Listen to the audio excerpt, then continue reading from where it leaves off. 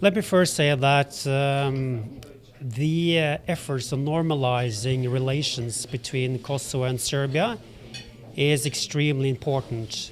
When you do succeed in getting a final agreement, it will unlock a lot of doors for Kosovo to take part in European cooperation, in international cooperation. So this will have a very positive trigger effect for Kosovo society in general. I believe that the international community have to take a step back and be a bit careful to say anything very firm, have very strong positions on what the solution should be. I think it's important to give the parties some flexibility, Kosovo and Serbia, to find solutions themselves.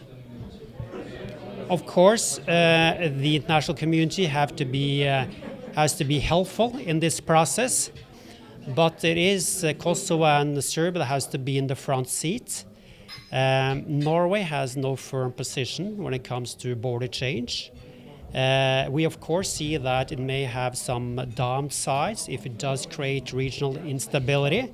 But having said that, I think again it's important for us to give parties, Kosovo and Serbia, the flexibility and try to agree themselves on a solution. It's difficult to say. I think one could expect that, and when you see reactions from Belgrade, that in the short run this may not be helpful for the dialogue. The dialogue has been, to a large extent, been put on a hold now, and hopefully will start again as soon as possible. Having said that, I think it's also important to sort out the trade issues between the Kosovo and Serbia and Bosnia. Perhaps Kosovo is correct that there are non-tariff barriers in Serbia against Kosovo exports. And I think that it's legitimate for Kosovo to raise these issues. But I would hope that could be a separate process detached from the dialogue because it has these measures, these tariffs have so far, as far as I can see, had not been helpful for the continuation of this dialogue. Well, it's difficult for me to say what went wrong. I can say that I strongly, and Norway strongly supports the efforts of Kosovo to become a member of Interpol. We think that would be very good for fighting crime in Europe, the police cooperation. Unfortunately, there were not enough support for this in Interpol.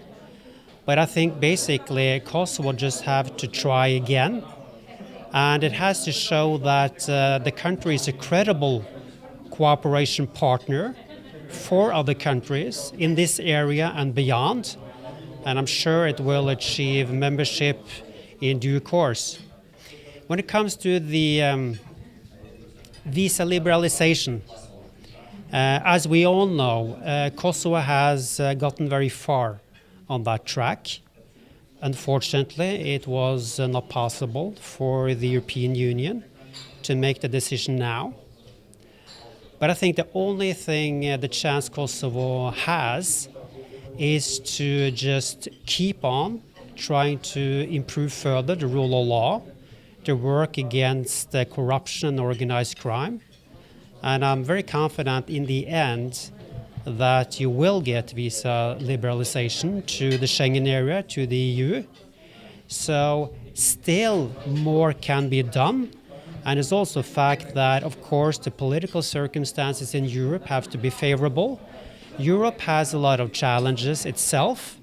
So I think that still it is for Kosovo to convince European states that the right thing is for Europe to give Kosovo visa liberalization. So I'm optimistic for the medium and long term, but unfortunately it was not possible now before the end of this year.